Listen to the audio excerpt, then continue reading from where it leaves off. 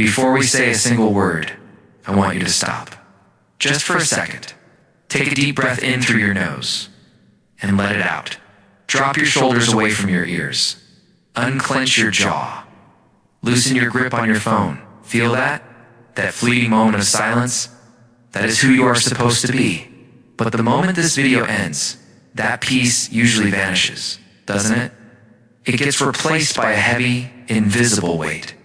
Look at the room around you. You are free physically, but mentally, you are likely living in a prison. A prison built entirely by you, inside your own head. Constructed from the bricks of other people's opinions. Every time you hesitate to speak because you're afraid of looking stupid, every time you replay a conversation from 5 years ago, you are tightening the chains. You are a slave to an audience that isn't even watching. But what if I told you there's a hidden switch? A psychological mechanism used by ancient philosophers to turn off the noise. Today, we are not just giving you tips, we are handing you the key to the cage. Today, we are slowing down to master the lost art of Stoic detachment. This is not about becoming cold or emotionless. It is about reclaiming the energy you waste on insecurity. We are going to dismantle the modern plague of insecure youth and expose the psychological glitches that make you care so much about what others think. Let's be honest about how we live today. The moment you wake up, before you even brush your teeth or say good morning to your family, what do? You pick up your phone. You open a screen that shows you the perfect lives of other people. You see a friend's vacation in Dubai, a cousin's new car, a neighbor's expensive wedding. And in that split second, before your day is even started, you feel a pinch in your heart. You feel small. You feel like you are falling behind. This is the first real problem of our society. We are drowning in a culture of show-off. We are living in a time where looking happy is more important than actually being happy. We have built a world where your value as a human being is decided by the brand of your shoes, the model of your phone, and the size of your house, and it is killing us from the inside. Think about the hidden pressure on the ordinary young person today. You were told you need to be successful by 25. You were told you need the latest iPhone even if you have no money in your bank account. How many people do you know who are buying expensive things on EMI or credit just to put a photo on a status update? This is a hidden trap. We are spending money we don't have to buy things we don't need to impress people who don't even like us. It's a sickness. You go to a family gathering or a wedding, and what is the conversation? It's rarely how are you feeling? Or are you happy? It is how much do you earn? When are you getting promoted? Why is your car so old? The society around us acts like a constant judge, checking your price tag instead of your character. This pressure creates a double life. This is a hidden thing very few people talk about. There's the you that the world sees, and the real you that cries in the bathroom. Outside, you are smiling, posting energetic stories, and dressing sharply. But inside, you are exhausted. You are lonely. You are terrified that if you stop running, people will see you are struggling. This gap between the mask and the reality is where anxiety grows. We are scared to be ordinary. In our society today, being average is treated like a crime. If you have a simple job and a simple life, people look at you with pity. They ask, is that it? Don't you want more? They make you feel ungrateful for being content. So, to avoid their judgment, you join the race. You start running after things you don't even want, just so you don't look like a failure to your relatives or neighbors. Let's talk about the relatives and neighbors factor, because that is a real poison in our society. The famous line, "What will people say?" has destroyed more dreams than any failure ever has. Think about the student who wants to be an artist, but becomes an engineer, because his father is afraid of what the neighbors will say. Think about the girl who stays in a toxic marriage because her parents are afraid of the shame of divorce in society. We are sacrificing our actual lives at the altar of society's opinion. But who is this society? It's just a bunch of people who are just as confused and scared as you are. They judge you to distract themselves from their own problems. When they gossip about your failures, it makes them feel better about their own miserable lives for 5 minutes. That's it. That is the only reason they talk. And look at our relationships today. They have become hollow.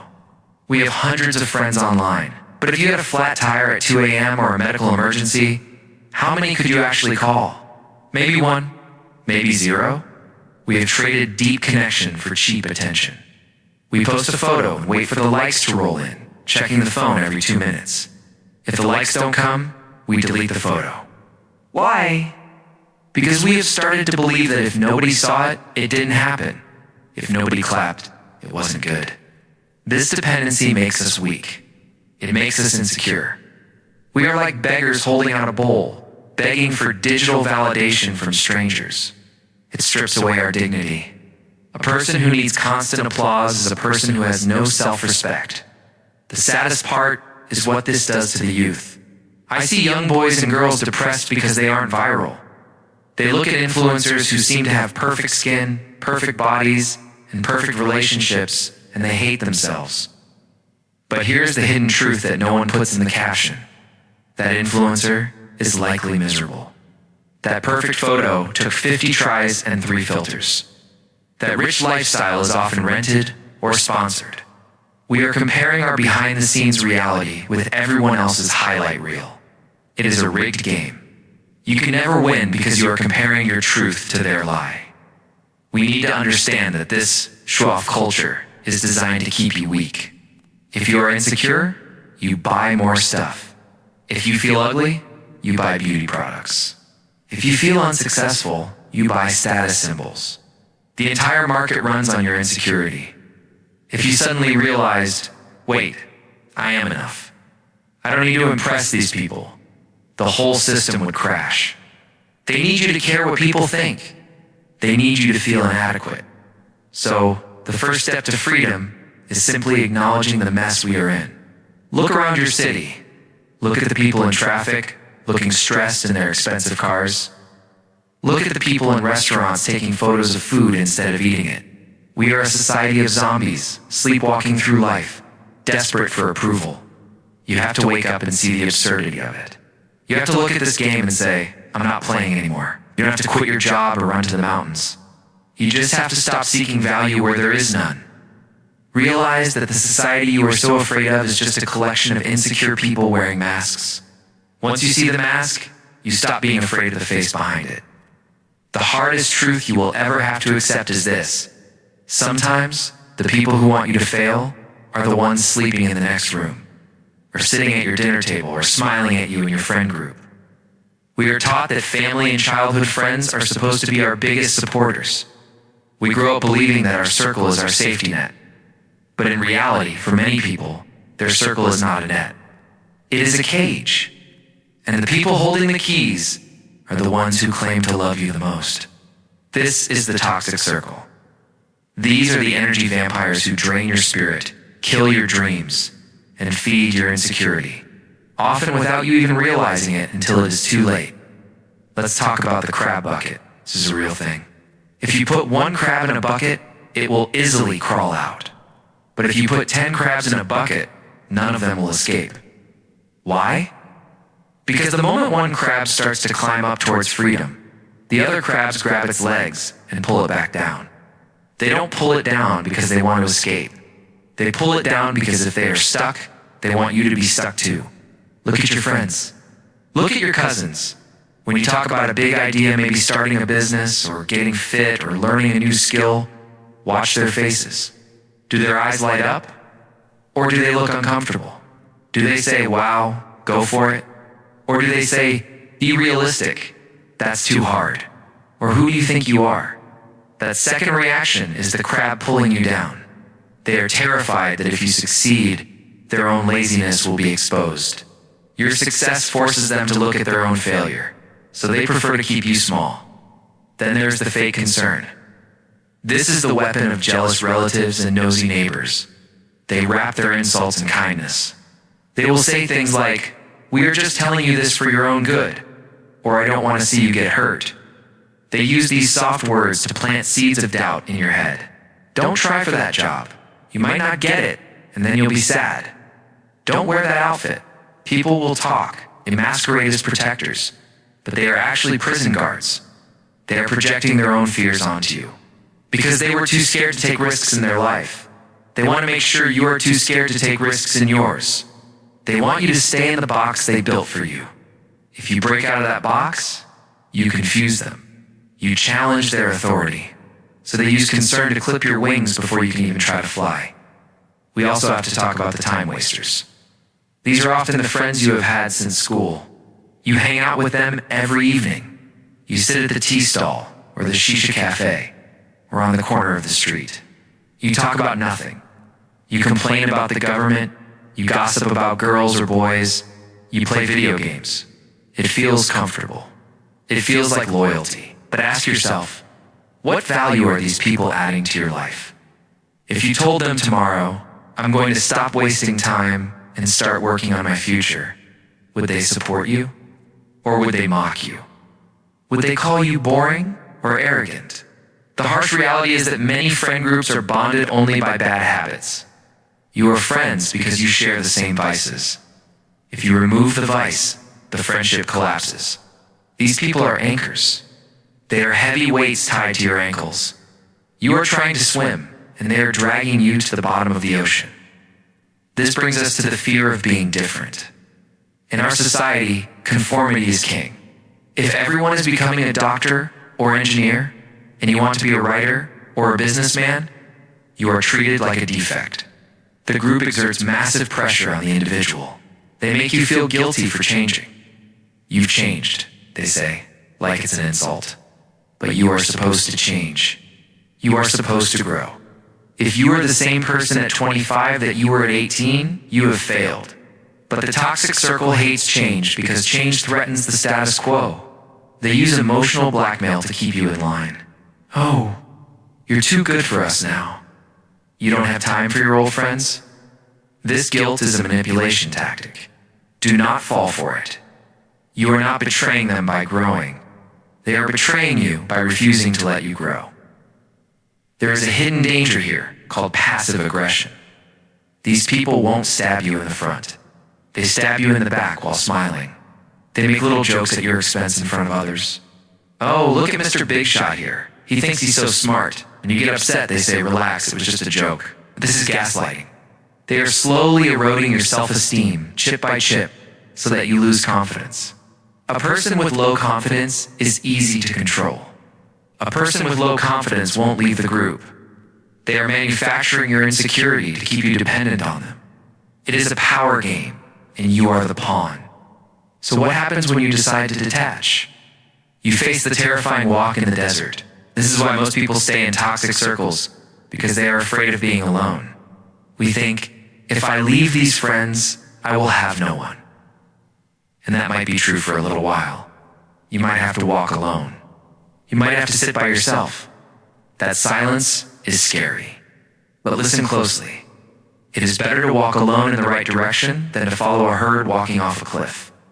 Solitude is better than fake company. When you are alone, you can hear your own thoughts. When you are surrounded by noise and gossip, you can't hear yourself think. You need that period of loneliness to detox your mind. You need to wash the poison out of your system. You must learn the art of the mental door. Cannot always physically leave your family or your neighborhood. You might live in the same house as the people dragging you down. So what do? You shut the mental door.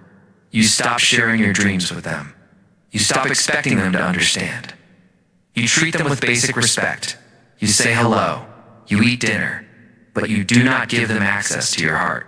You stop seeking their validation. You realize, okay, my uncle is a negative person. That is his nature. I will not let his words enter my soul. You become like a rock in the river.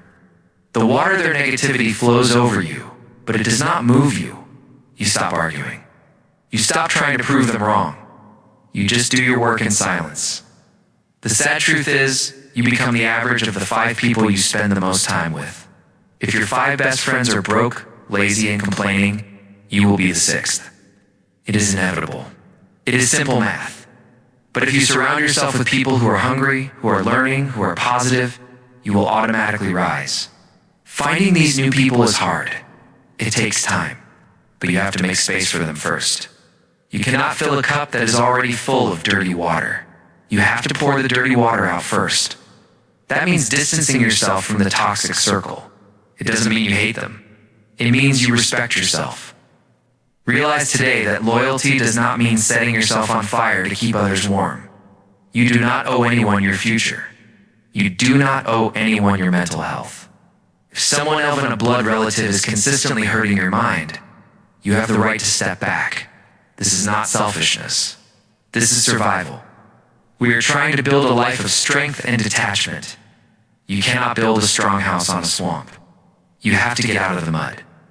Here's a terrifying truth that most people go to their graves without realizing 90% of the things you want, you don't actually want.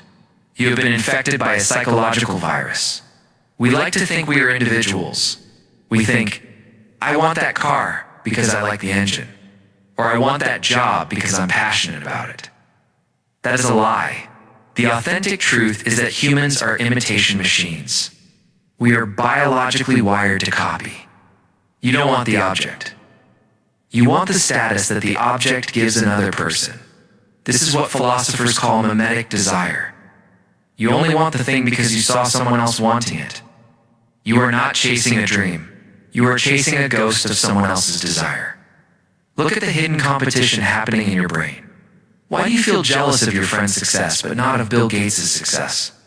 Bill Gates has billions. Your friend just got a small promotion. You should be more jealous of Gates, but you aren't. Why? Because you can't compare yourself to Gates. He is too far away. But your friend, he is close. He is the mirror.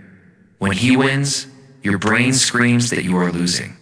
This is the ugly root of insecurity. We measure our worth only by the distance between us and our peers. You don't want to be rich.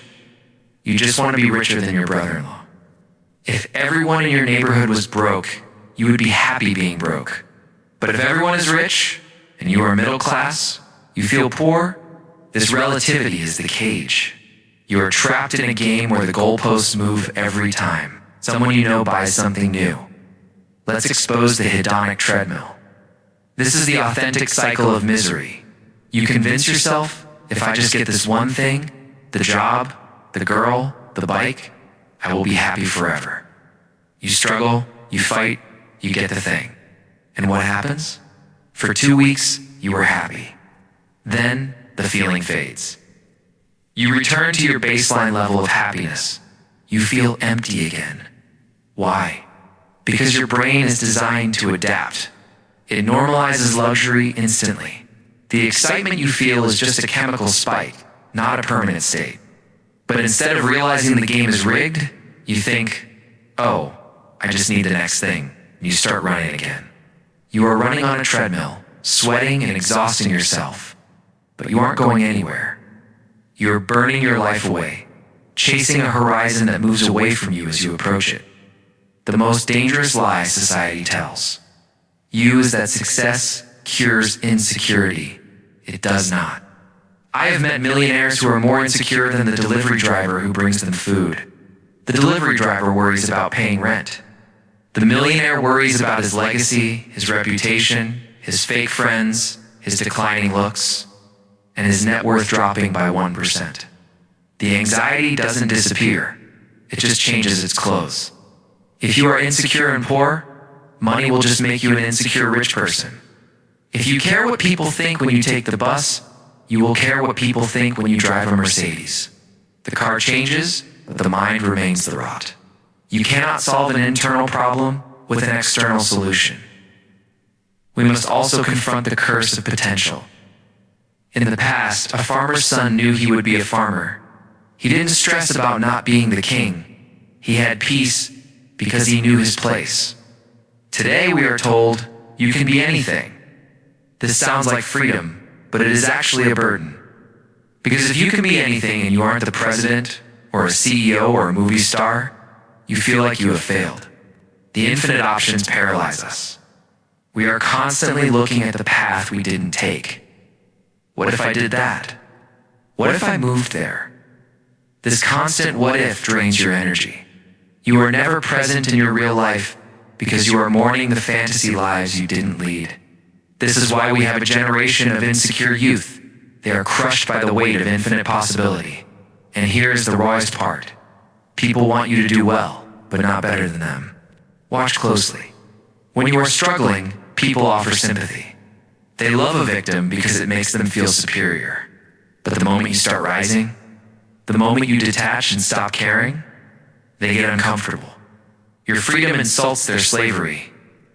If you stop caring about the expensive clothes they worship, you are essentially telling them that their God is false. They will hate you for it. Authenticity triggers people. When you stop acting, it forces them to see their own performance. So they will try to shame you back into the herd. They will call you weird, cold, or distant. This is the tax you pay for freedom. You have to be willing to be misunderstood. How do we break this? You have to perform a desire audit. Have to sit down in a dark room and ask, if I was the last person on earth, would I still want this? If the answer is no, then you are only doing it for an audience. If you wouldn't buy that car if no one could see it, you don't want the car, you want the applause. Strip away the applause and see what remains. Usually the things we actually want are very simple. Health, peace, mastery of a skill, genuine connection, and freedom from anxiety. Everything else is just a costume we wear to trick people into respecting us. The hidden, Stoic truth is this: you are already complete. The feeling that you are missing something is a trick of the mind played by the economy. The economy needs you to feel incomplete, so you keep working and buying. If you were content, the economy would collapse. Your insecurity is the fuel for their engine. The moment you realize I don't need their permission to be okay, you unplug from the matrix. You become dangerous. You become free. What to do instead? Nature hates a vacuum. If you stop chasing approval, you will have a massive amount of energy left over. Do not let it go to waste. Here is exactly where you need to redirect that fire. 1. Replace status with skill. Stop trying to look rich or smart. Start actually becoming rich and smart. Spend the time you used to waste on Instagram scrolling and use it to learn a hard skill coding. Writing, trading, fitness, a language. Status is a rental. Skill is an asset. No one can take your skills away from you. When you are undeniably good at something, you don't need to beg for respect. You command it. 2. Replace networking with solitude. Stop forcing conversations with people who don't matter. Instead, learn to sit alone in a room without your phone. This is the ultimate power move. If you are happy alone, you become dangerous because you no longer need anyone. You only hang out with people because you want to, not because you are lonely. This changes the power dynamic in every relationship. 3. Replace. Anxiety with action, insecurity lives in your head. Confidence lives in your hands. Whenever you feel worried about what people think, do something physical. Lift a weight, write a page, clean your room, fix a problem. You cannot be anxious and active at the same time. Action kills overthinking. Stop analyzing the game and just play it. Point 4. Replace being liked with being respected. Being liked is cheap. You can get it by being a people pleaser. Being respected is rare. You only get it by having boundaries. Stop saying yes when you want to say no. Be honest, even when it's uncomfortable. People might not like your honesty in the moment, but they will respect your backbone in the long run. Focus on your own paper. The exam of life has no group projects. We have reached the end, and now you have a choice to make. In a moment, this video will stop. The screen will go black, and you will see your own reflection in the dark glass of your phone or monitor. That is the moment of truth. You can click on the next video. You can scroll down to the comments to see what other people are saying. You can go back to the show-off culture, seeking validation from people who do not care about you. You can go back to the toxic circle and let them pull you down. It is easy. It is comfortable. It is what 99% of people will do. Or you can put the phone down. You can look at that black screen. and realize that the audience you have been performing for your whole life does not exist. It was an empty theater all along. You were dancing on stage, terrified of the booing, terrified of the judgment, but the seats were empty. It was all in your head. The hidden truth is that nobody is coming to save you. No amount of likes, no amount of money, and no amount of approval will ever fill the hole in your chest. Only you can fill it. You fill it by respecting yourself enough to say no. No to the fake friends. No to the imaginary judges. No to the slavery of other people's opinions. Tomorrow morning, the world will try to test you. Someone will make a comment. Someone will look at you the wrong way. The old you would have panicked, but the new you will remember that you are holding the remote control. You will remember the empty theater. Don't just watch this video and nod your head. Do not use this wisdom as entertainment. Use it as a weapon. Cut the chains. Step out of the prison. The door was never locked. Walk away. I'll see you in the next one.